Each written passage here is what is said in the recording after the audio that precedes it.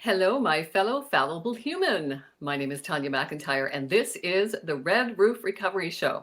This is a show to offer solutions to recover from mental health issues, including addictions, like we like to say. It's not just for addictions, it's for life. And I'm joined by my best friend and business partner. I like to call him Sir Lancelot. Lance is bringing a family perspective. So he lived with me for more than 2 decades of my drug and alcohol addiction. So I love that he brings the family perspective to our conversations. He can give the perspective of a family member, of a loved one who's affected by addiction.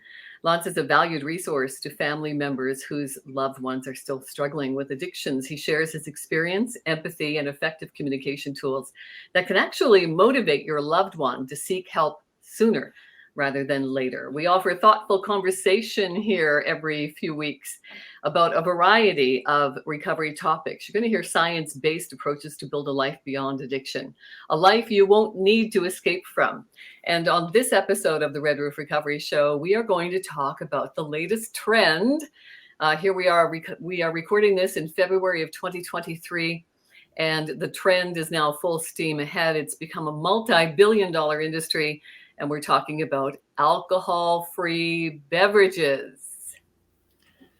So what do you find wrong with that trend? Surely getting people away from alcohol would be something we should celebrate, maybe. Well, I think there's a few elements that are worth talking about here. I think it is celebratory that our society is starting to recognize the importance of having an alternative to alcohol in places and events where people are socializing, because I've often heard the term, and I say it myself, the opposite of addiction is connection. So the fact that we crave social connection, and the most social connection available revolves around consuming alcohol, it's really good, I think, that we're seeing this trend. I think the danger might lie where it's a slippery slope. For instance, for me, someone who's in recovery from drug and alcohol addictions, I'll give you an example. I used to have Virgin Caesars because I liked the fancy glass and I liked the celery or whatever they were putting in there. It was like a little mini meal. And I would get a Virgin Caesar. And then someone in a meeting said that they had ordered a Virgin Caesar on a really busy night, something like New Year's Eve. And when the bartenders get busy, right, they can make mistakes. And it was received with alcohol in it. So a shot of vodka in a Caesar. And when the person had a sip and realized there was a shot of vodka in it, the pattern of thinking, what we call the stinkin' thinkin' brain, said, oh, it's just one. I can have just one. And they drank it. And the experience is, of course, yeah, you might be able to have just one that night. And then the next day or in a couple of days, you might think, oh, I got away with just one. I can have just another one. And then, as we know from our experience, that my addictions, at least, were progressive over time. And we can fall into that pattern of thinking that we think that we can moderate it now. We think, oh, maybe I'm cured. So there is the risk that you will end up with a virgin, something that is not a virgin, and you will drink it anyway, thinking, oh, I can have just one. So do you think the calling something a Virgin Caesar, a Virgin Mojito, something like that, do they do that just for convenience, or is it that it bolsters something in your psyche to say, I'm not outside the norm? Absolutely. I think it does. And I'm a pretty good example of that. New Year's Eve, you may remember, when we were together with the family in a very celebratory environment on New Year's Eve, we ordered Virgin Mojitos because, it comes with a little sprig of mint and it looks fancy. It comes in one of those nice little cocktail fluty things, a slender beverage glass. So it looks nice, it looks celebratory, and you fit in. It's very much about connecting and fitting in with the crowd. Well, I can understand that. I remember coming back from Spain and going out with some of my old work partners just for an afternoon's drink to catch up. And at the end of the session, we were leaving and I got my car keys out and they said, "You can't be driving."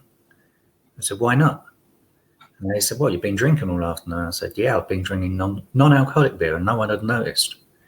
So I was fitting in and they all went, "Drinking fake beer?" And I did that for a number of years, not really enjoying the taste that much because it didn't really taste like beer. And I got to the point where on New Year's Eve, I went out and I had an apple juice.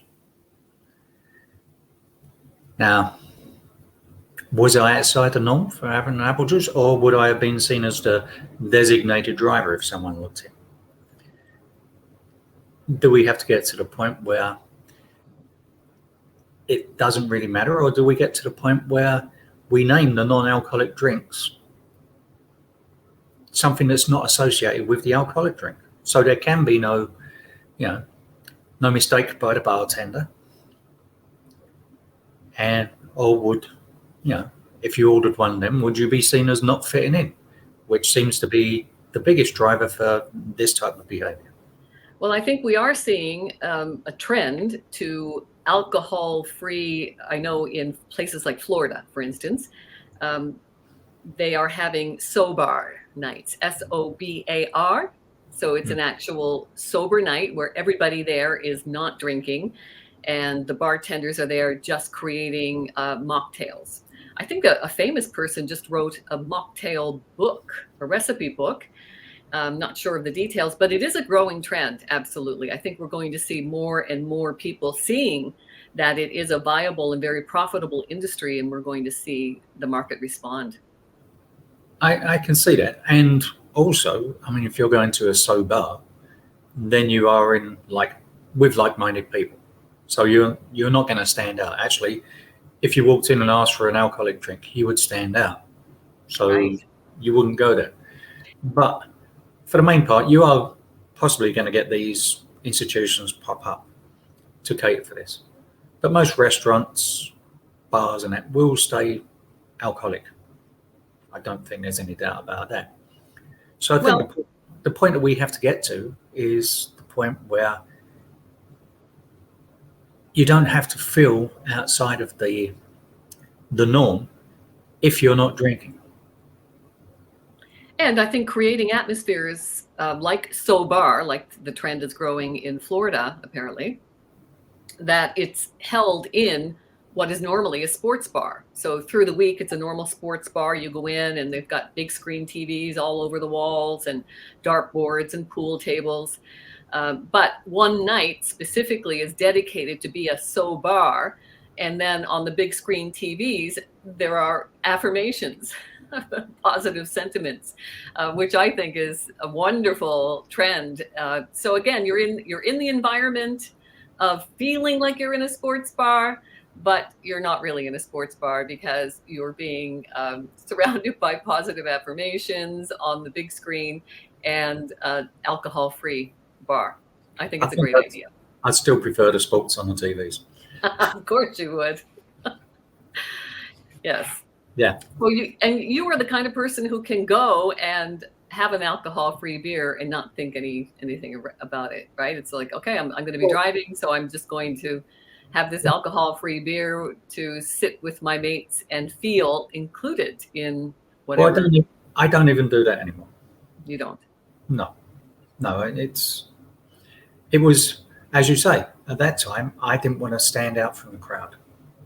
But I've been alcohol-free now for quite a while as well. And if someone has a problem with that or thinks it's strange and that's their problem, not mine.